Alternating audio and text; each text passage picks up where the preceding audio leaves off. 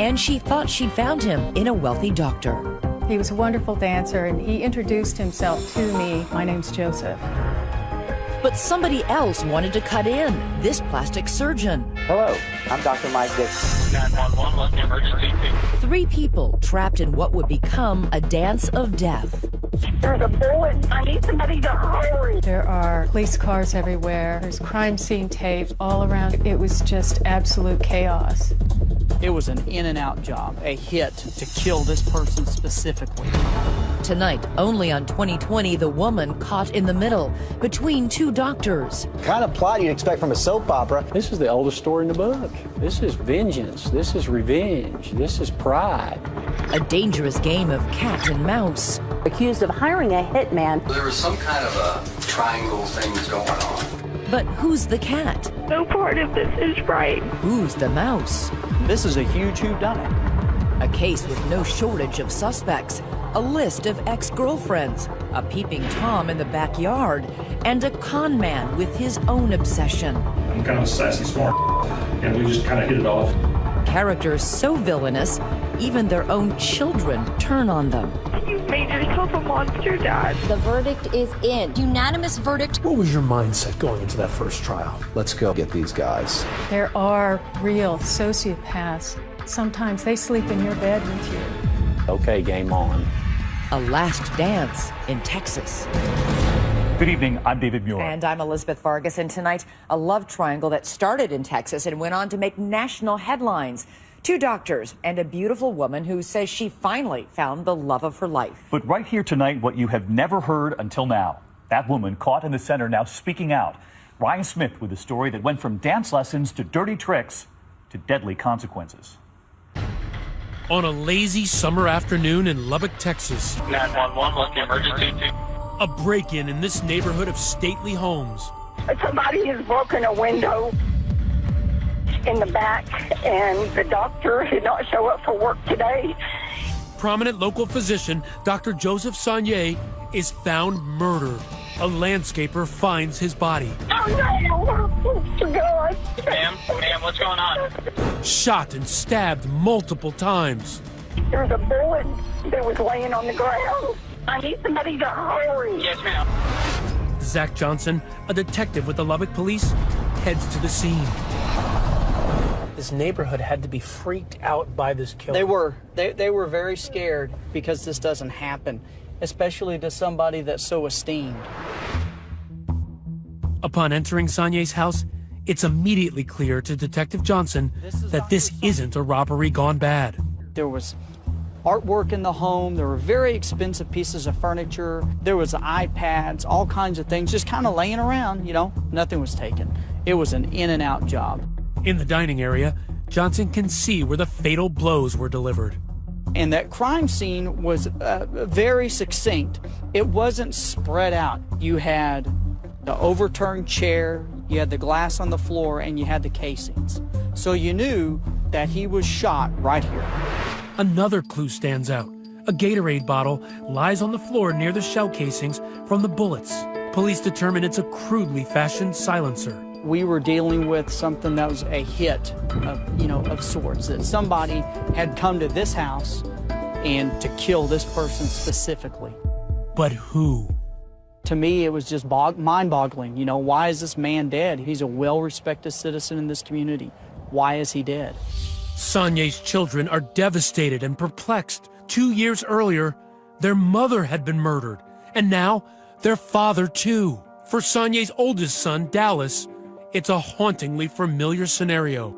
I knew how to plan a funeral. I knew how to scrub blood off the floor. I knew everything we had to do because I'd already done it once before. This just doesn't happen. The statistical likelihood that both parents would be murdered, separate occasions, is unfathomable.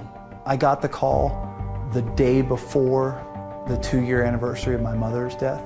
I thought maybe it had something to do with her death. That's how out of left field and completely out of nowhere this was. For Joseph's third son, Philip, there are more questions than answers. We started racking our brains. Well, it's got to be some type of girlfriend situation. If it's not a robbery, it's somebody he knows. This all took place in Lubbock, Texas, nestled in the heart of ranching country, a broad and windswept terrain of cotton fields, cattle, and money. You can't see better sunsets and sunrises and thunderstorms and everything else coming in, but it's the people that drive it. There's no better people probably anywhere in the world. One of those people is the victim, Joseph Sonnier, a well-known doctor, successful businessman, and multi-millionaire. And as far as women in Lubbock are concerned, unquestionably a catch. He enjoys foreign travel, has a six-figure wine collection, and even makes his own perfume. He was a single man in his late 40s with disposable income and an empty house. He's living the single life and having a fun time. So it wasn't about getting married? I don't think he would have gotten married again. At 19, Sonnier married his high school sweetheart, Becky. Dallas recalls his happy childhood with loving parents. Merry Christmas, Dad. My dad was the most supportive person in my life. My mom was our emotional support. Merry Christmas. He was the one who was going to push us to succeed, push us to follow our dreams. I just think you've done the right thing. Thank you. Dallas remembers how his father fell apart when his mother walked out on him after 27 years of marriage for another man. She was the only person that he had ever been with and ever dated and ever fallen in love with. When they got divorced, it was a shock to him. Everything he'd worked for in his life evaporated in 1 second. His ex-wife Becky quickly remarried, and to the Sonnier family's horror, she was murdered by her new husband, who then killed himself. James Sonnier remembers how his father helped him and his brothers come to terms with their mother's murder. He came in after she was murdered, and he became like our guide about how to handle this tragedy. And the elder Sonnier was still in the process of rebuilding his own life. 48 years old and on the dating scene, Dr. Sonnier takes a chance.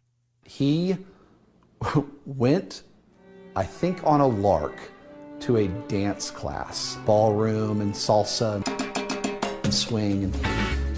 And through that dance community, he found his confidence again. And that's not all he finds.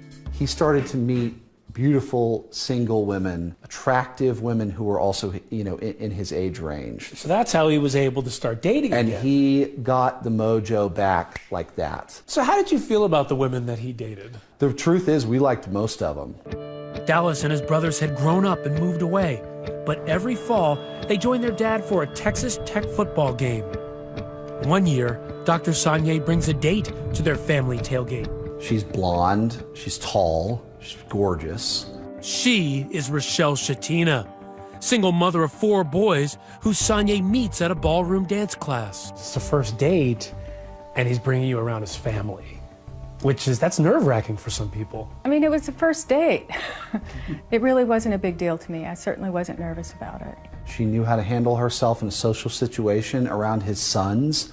We're tough critics, and we gave her a thumbs up. Like Sonnier, Rochelle is divorced and has grown children. They begin dating, and when things start to get serious, he takes her to visit his grandchildren in Los Angeles. We had a great time. She came over to the house. We played with my kids. It couldn't have gone better. She's a smart girl, aren't you? While Sonnier is enjoying dating Rochelle, Dallas says his father's feelings do not run to marriage. In your mind, he was never going to put a ring on it. That's right. But Rochelle may want more than casual dating. According to Sonnier's family, she repeatedly tells him how much she wants to get married. It was constant pressure at every step of the way following the LA trip. That's not true. What I was looking for was a committed relationship with a good person, and that was it. A couple of months after the LA trip, Dr. Sonnier tells his son that he and Rochelle were going to Paris. It was a birthday gift for my 50th birthday. I was just over the moon. It was really a dream come true. Joseph and Rochelle's romantic getaway includes a trip to the Pont des Arts, a bridge across the Seine River in Paris, famous for so-called love locks that line the bridge by the thousands. We bought a lock, and Joseph wrote his name on it, and I wrote my name on it, and you throw the key into the Seine River, and that locks in the moment. forever. But for Rochelle and Joseph, forever would only be a matter of weeks. On a sweltering Wednesday in July, Rochelle learns that the love of her life has been murdered. There are police cars everywhere. There's crime scene tape all around Joseph's house. Emergency vehicles there, reporters there. It was just absolute chaos. And we know Dr. Sonnier. Searching for a killer, the first place police go is to the people closest to the victim. So Detective Zach Johnson's attention turns to Sonnier's girlfriend, Rochelle Shatina. Meeting with Rochelle that very first time, I don't know a lot about her. Did you ever have a time where you suspected that Rochelle could in some way have been involved in Dr. Sonnier's death? You always have to consider people the closest, because 90% of the time, it's going to be the people that are closest to our victims that commit the crime against them. The police take Rochelle in for questioning. She's on the hot seat, and she starts naming names. There's just, some girls that he dated, and Joseph would get these horrible text messages, calling him, you're such a whatever. When 2020 returns.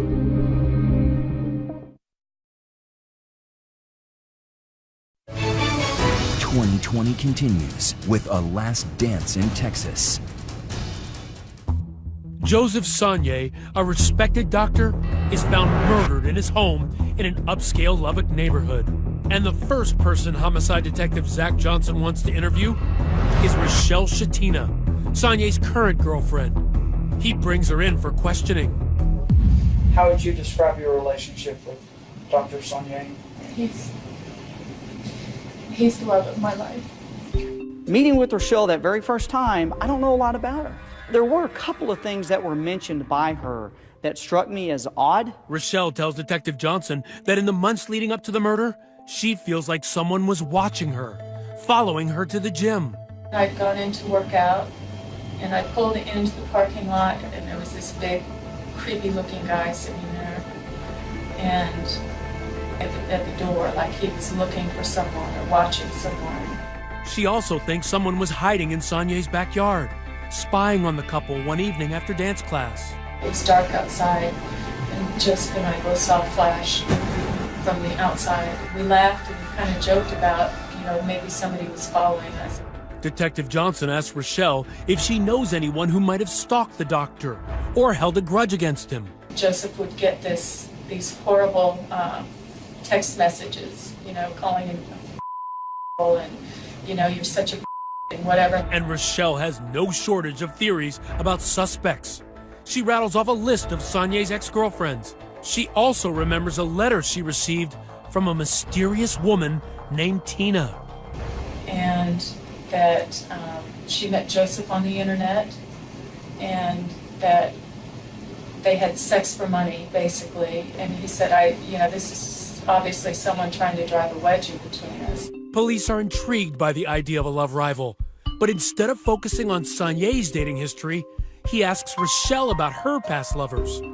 One name is on the tip of her tongue. It's Dr. Thomas Michael Dixon. He's a plastic surgeon in Amarillo. Dr. Mike Dixon.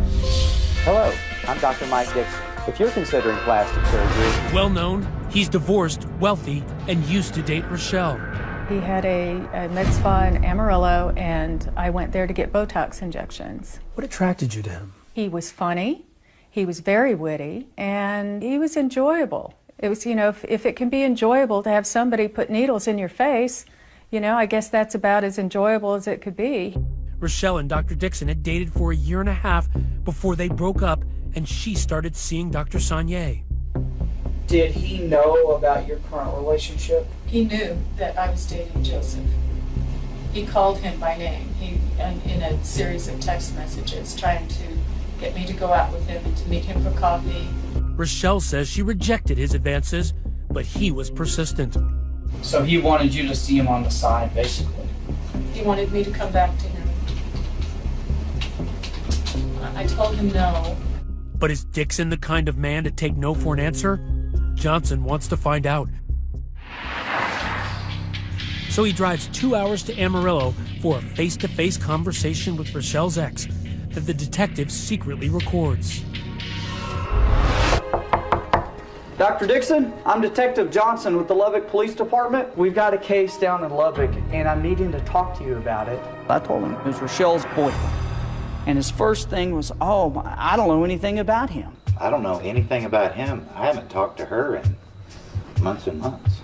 And I was like, okay, well, that's a little odd because in our interview with Rochelle, she told us that he knew about the relationship. You know, I'll be honest with you, I love that woman. I really did. He was obsessed with Rochelle. He was having a lot of problems getting over this breakup. He just couldn't seem to let her go.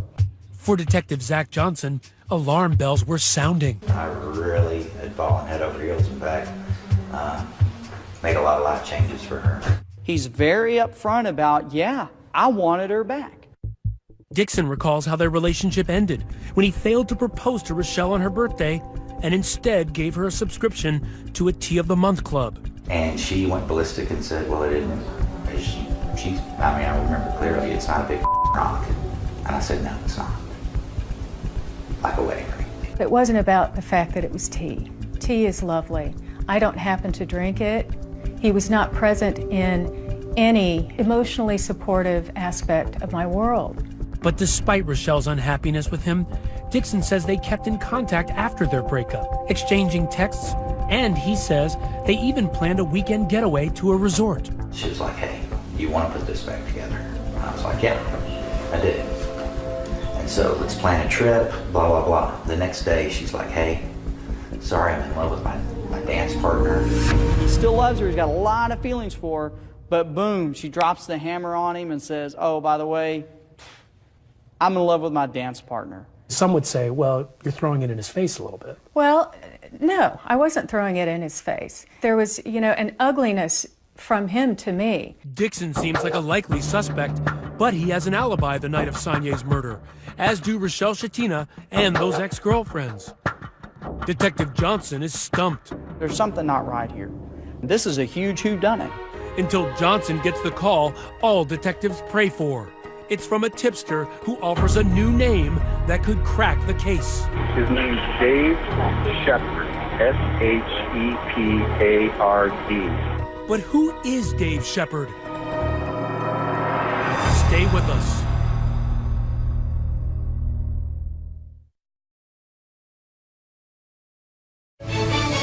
"2020 continues with Ryan Smith and A Last Dance in Texas. Homicide detective Zach Johnson is desperately trying to unravel a tangled web, but he has no viable suspects in the murder of Dr. Joseph Sonnier until he gets a phone call. What was it that broke this case wide open for you? When Paul Reynolds called the police department. My name's Paul Reynolds. I'm trying to get some information to some folks, and we think we got a crime that happened down here in Lubbock. It's a homicide. Who is Paul Reynolds? Believe it or not, there are good people in the world, and Paul Reynolds is one of them. Reynolds is a registered nurse, down on his luck when a childhood friend named Dave Shepard offers to let him crash on his couch. He offers to tell police everything he knows. So I crashed on his couch. He kind of started in with just weird talk. According to Reynolds, Shepard starts acting strangely, telling wild, violent stories of killing a man in Lubbock. Incredulous, Reynolds Googles the information only to discover that the murder is real. And then these stories started to come out. Reynolds tells investigators that, coincidentally, Shepard is a good friend of none other than Rochelle's ex, Dr. Mike Dixon. The investigation takes a turn, zeroing in on Shepard. And tell me about y'all's relationship, how it evolved. He's quick-witted. I'm kind of sassy, smart, and we just kind of hit it off. Shepard tells investigators he and Dixon bonded over cigars and martinis at local hangouts in Amarillo, commiserating over their ex-wives. Smoking cigars is a very sociable thing, and we just connected and hooked up. So y'all just happened to meet up in the cigar shop? That's it, and kind of had a connection. Shepard's daughters, Haley, Abigail, and Rachel, speaking exclusively to 2020 about the strange bond between their father and Dr. Mike Dixon. Dad was definitely obsessed with Mike. Really? He had a big man crush on Mike. It was an unlikely bromance. Dixon, a successful plastic surgeon, and Shepard, a divorced, unemployed con man. So what did your dad see in him? His money and his success. Dad wanted to be Mike. Shepard may have been obsessed with Dixon, but Dixon was obsessed with someone else, Rochelle Shatina. He left his wife for her. You know, she broke up his marriage, and he just wanted to, I guess, pay back. David Shepard does come in and tells us exactly what happened. So he tells you everything. This whole thing was like this stair step, and it started at the very bottom of these stairs as being a prank. Shepard tells police that it all began harmlessly enough, trying to tarnish Dr. Saulnier's reputation in the hope that Rochelle would break up with him and run back to the arms of Dixon. What were some of the things they came up with? They were going to get this porn subscription, like child gay porn, and they were going to send it to Dr. Saulnier's office. Go to an adult bookstore and buy the most obscene, nastiest man-boy love association book he could, and buy him a subscription and send it to his office. Because I said, that's a gift that'll keep giving. They were thinking that was going to ruin his reputation, his professional reputation.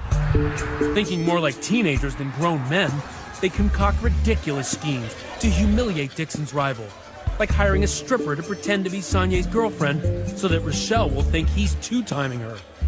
As the months go by and Rochelle is still dating Saulnier, Dixon becomes desperate. He said, we have to follow him and to figure out where he's at. He goes, hey, what are you doing? Let's take a little trip to Lubbock. They drive the 120-mile stretch of highway between Amarillo and Lubbock. And next thing I know, he tells me that Rochelle and Dr. Saulnier take these dance classes.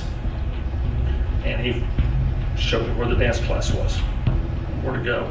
Shepard spends months in Lubbock watching the lovers.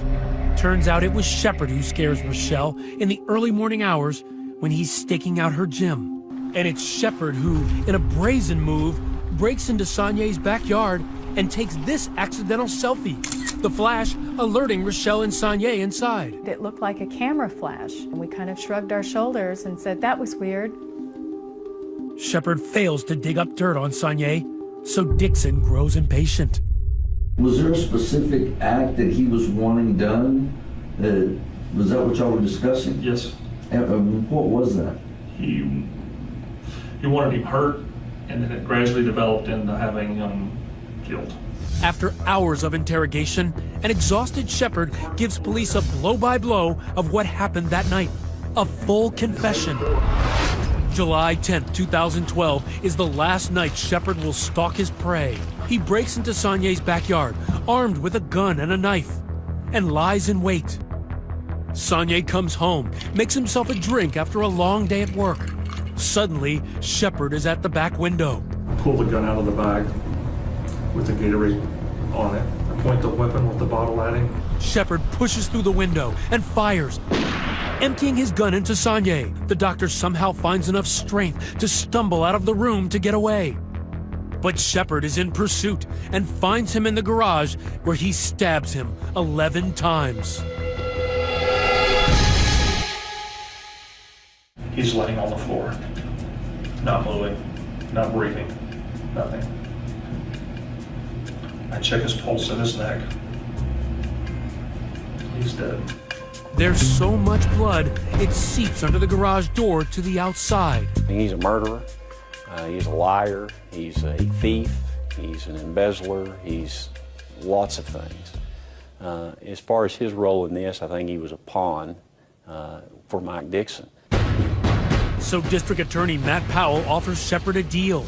Rat out his good friend, Dr. Mike Dixon, in exchange for a life sentence instead of a death sentence. But who will the jury believe? A respected plastic surgeon or a convicted con man? And would one of them not live to tell?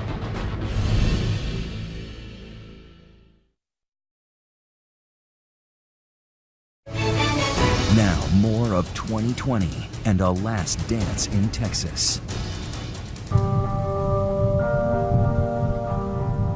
Despite the fall chill rolling across the outer western plains, in downtown Lubbock, things were heating up as the biggest murder trial this town has ever witnessed kicked off. This prominent plastic surgeon, Dr. Michael Dixon, accused of hiring a hitman, friend and business partner David Shepard. I cannot believe that they did this. It makes me so angry. A low-life scum and a piece of doctor. When Dr. Mike Dixon was arrested and brought to trial for his role in Dr. Joseph Sagnier's death, Dallas Sagnier was hell-bent on bringing his father's suspected killers to justice. What was your mindset going into that first trial? Let's go get these guys. But as always, there's another side to this story, and there was another son in that courtroom. he was a good dad. He still is a good dad. Andrew Dixon, convinced his father is innocent. They're trying to prove him guilty, and he's fighting for his life. I mean, it's just terrifying and just so sickening. The man tasked with putting Andrew Dixon's father away, a hard-charging Texas district attorney named Matt Powell. Mike Dixon's running this show, and he orchestrated this whole thing. Now, many people make the argument that Mike Dixon never laid a hand on Dr. Sagnier. He's just controlling the knife. Dave Shepard's just another instrument for Mike Dixon. And that instrument, Dave Shepard, has agreed to testify, pitted against his best friend Mike Dixon to avoid the death penalty. This is the oldest story in the book. This is vengeance. This is revenge. This is pride. The motive? In courtroom 72 of the Lubbock County Courthouse, the prosecution paints a picture for the jury of Dixon as an obsessed, calculating puppet master. He either wanted her to suffer or he wanted her back. And only he knows what the true answer to that question is. But Dr. Sagnier was in the way. The pillars of Powell's case, police find the gun Shepard used at the bottom of a lake conveniently located behind Dixon's office and discover it's registered to Dixon's brother. And they also find surveillance videos from the day after the murder. That's Shepard in the plaid shirt, Dixon in blue, the two hanging out, thick as thieves. Was there any discussion about when the police went over there and spoke to him? He was nervous, so I had to get out of town. But he didn't. Instead, Shepard attempts suicide. He slits his wrists. When he fails, who does he call for help? His buddy Mike. Here they are. That's Shepard towering over Dixon as they head into the doctor's office to stitch Shepard up. So he sews your hand up, and does he discuss anything with you in reference to Sagnier? Told me I need to keep my cool. Prosecutors also have a myriad of incriminating text messages between Shepard and Dixon, as Shepard stalks Sagnier for months. Messages from Dixon ordering Shepard, you have to stay close, watch him in the AM, go get him, and put it on him. Finally, what's the price for murder between friends? Police say Dixon paid Shepard for the hit in the form of a box of Cuban cigars and 3 silver bars. Bars that turned up at this pawn shop in Amarillo. 1 before the murder, 2 the day after the murder, sold by none other than Dave Shepard. In terms of demeanor, he didn't strike you one way or the other, it sounds like? Not at all. A couple days later, he's on the front page of the paper. And I was blown away. But Dixon's lawyers have an explanation for all of this. First, the gun used. They say Shepard stole it from Dixon's home. Defense attorney Frank Sellers shows me where. They came in here, they're picking out a cigar to smoke, and Shepard opens this drawer here, and it's a gun. So that's how Shepard knew a gun was in that drawer? Exactly. And the silver bars? The defense says they were for a business investment, not a murder for hire. They say Dixon only wanted Shepard to try to take photographs of Sagnier out with other women, to show Rochelle Sagnier wasn't all he was cracked up to be. In the days before they leave for Paris, he says, it's gotta happen tomorrow because the trip is imminent. It almost sounds like somebody's trying to say attack or hurt somebody imminently. We believe it was an attempt to make the trip uncomfortable. Get the photographs. And they say this was all because Dixon was upset. He believed Rochelle was throwing her new relationship in his face. Rochelle was posting on Facebook all the time how Dr. Sagnier was 10 times the man that Mike Dixon would ever be, and he wanted to show Rochelle that she was wrong. So from your perspective, it wasn't about Rochelle Shatina, it was about Mike Dixon and his ego. Right, if he was obsessed with her, he'd have been following her. Were you in any way trying to flaunt your relationship? He was blocked from my Facebook page. So was I flaunting anything? No. Dixon's attorneys say Dave Shepard simply went rogue when he killed Sonye. Do you at least admit that he planted the seed by even discussing this relationship? Planted the seed for a murder? No, absolutely not. Mike is morally responsible for David Shepard being down here, but not for the purpose of killing Dr. Sonye. Mike Dixon never wanted that to happen. I asked him, "You sure you want to do this, Mike?" I said, "Have you ever, when you kill somebody, that'll affect you from the rest of your life. You'll have nightmares, it'll bother you." And he goes, "Doesn't bother me." And when it was time for the trigger man to testify against his best buddy in open court, the Sonye family was sitting front and center. He had a chance to get up there, confirm his story, point to that guy as the person who paid him to kill my dad, and end it all. He does end it, but not in the way Dallas wants. Shepard is about to drop a bombshell. But Daddy, why didn't you tell them? And make his own flesh and blood despise him. You've made yourself a monster, Dad. When we come back.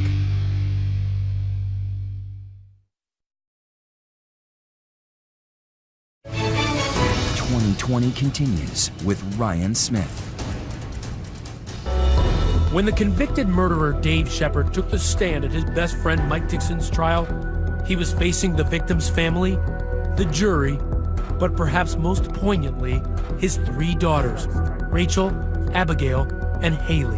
And they are not here to defend their father. You were in that courtroom to get closure. We were there more in support of the Sonye family. Right. Yes. Our heart was broken for them. Shepard's daughters saying their father is a murderer.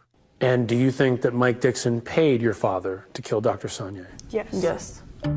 But on the stand, a shocking twist nobody saw coming. Shepard himself has basically denied all of his previous testimony. Shepard's confession was expected to put Mike Dixon away. This is what he said. They said, "Well, just go behind him when he's not paying attention, hit him with a board." I said, "You could probably kill him." And Doc went like that. We'll talk about that later. But in the courtroom, he suddenly changes his story and says Mike Dixon never asked him to kill Sonye, letting his friend completely off the hook. You begin to question him. What happens? Well, he completely digressed from what his statement was to law enforcement and the fact that Mike Dixon didn't have any involvement in this deal. The veteran prosecutor, blindsided. What's going through your mind? Okay, game on. In that moment, I've never hated anyone more than I've hated him in my entire life. The Shepard daughters, also watching, are embarrassed and ashamed. It was cowardly. I mean, he has a chance to make it right, and he completely ruined it. Why do you think he did that? He was trying to help out his buddy. The girls, compelled to do something extraordinary. They apologize to the Sonye family for what their father has done. What did you say to them? We are so sorry for what he has done to you and what he's continuing to do to you. And after Shepard changes his story, back in jail, his daughters confront him. It's a rare and raw look at a fractured family. But Daddy, you didn't tell the truth. I did. You didn't say anything. You just kept saying that you wouldn't tell them. But I did. But why didn't you tell? No, you didn't, Dad. You said, "I plead the fifth. I'm not going to answer that." No part of this is right. None of it will ever be right. There's nothing I could do. No matter what you do. They think I'm some kind of a monster. You've made yourself a monster, Dad. I mean, and you were literally breaking down in tears. It was frustrating. I felt like I was scolding a child. Like, I just want you to answer my question, and then you can go back to timeout. But the damage was done. If Shepard hoped to free his friend, it works. The case ends in a mistrial. The only reason for the hung jury was David Shepard's testimony. Regardless, DA Matt Powell is undeterred. Matt Powell comes into the room where we're standing, and without blinking, he says, "We are going to get this guy. We're going to do this again. Don't you worry. I've got you." And that's all I needed to hear. A second trial is scheduled, delaying a homecoming for Andrew Dixon's father, who once lived in this big Texas spread with a canyon as his backyard. You look so happy. He was a good dad. He did dad things, you know, kind of American dream kind of stuff. But that dream was over. The nightmare truth is Andrew's father is facing capital murder charges, and the second trial begins. Amarillo Dr. Michael Dixon is back on trial. And this time around, prosecutor Matt Powell has a new witness. The number one most important thing from this second trial was the unbelievably courageous testimony of Haley Shepard. Next, Dave Shepard's own daughter Haley takes the stand, and what she recalls about a simple steak dinner will stick a fork in this case once and for all. What did you say on the stand?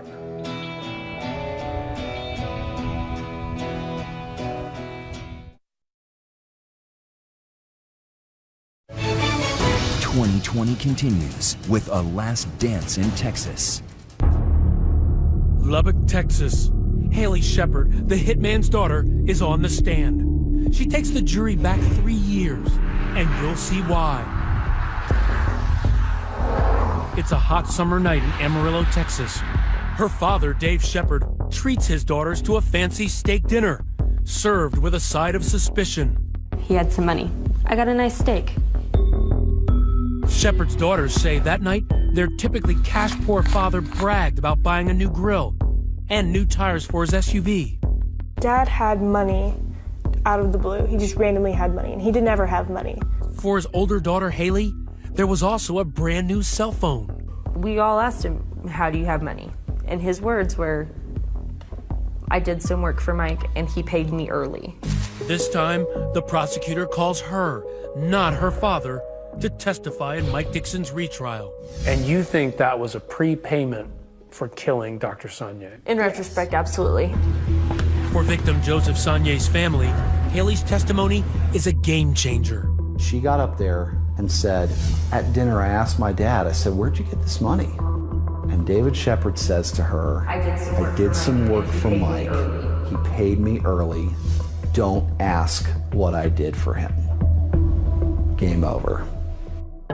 It takes a new jury only 3 hours to deliberate. And my hand was shaking like this because I knew we got a guilty verdict. I knew it, I knew it, I knew it. And he's right. The verdict is in. Unanimous verdict. Guilty on 2 charges. Mike Dixon is convicted on 2 counts of capital murder. What was your first reaction? I had to turn to my wife and I had to say, he said guilty, right? He said guilty. We've been waiting for that moment for over 3 years. For the Sonnier brothers, it's finally closure. When you look at the photos of him, smug smile. When you look at his mugshot from his arrest, smug smile. And he has had that smile for both trials, and it was so great to be able to know that we finally wiped that smile off his face. Still, he's lost everything. Time with his family. Another son, Andrew Dixon, remains convinced his father is innocent. When you think about the fact that he has to spend the rest of his life in prison without parole, how does that make you feel? It's unreal. It's like a nightmare. You lay your head down at night and it's just always there. Always in the back of your mind, everything. Remarkably, Dave Shepard's daughters have accepted both men's fate as justice served. I know you guys don't talk to your dad a lot right now, but if you could, what would you say to him? We're doing very good. We are all okay. We're okay without him. I think he's where he needs to be. As for the woman at the center of it all, Rochelle Shatina has a warning. There are real sociopaths and psychopaths that walk amongst us. They're charming. They sit at the dinner table with you and your children, and sometimes they sleep in your bed with you. They're not capable of feeling love for you or empathy for anyone. When you see that, don't ignore it. Get out. Run as fast as you can. Tonight, Rochelle Shatina has put Mike Dixon out of her mind, but says Joseph Sonnier will always have a place in her heart. I would tell him I loved him, and that I'll always love him, and I would just tell him how sorry I am.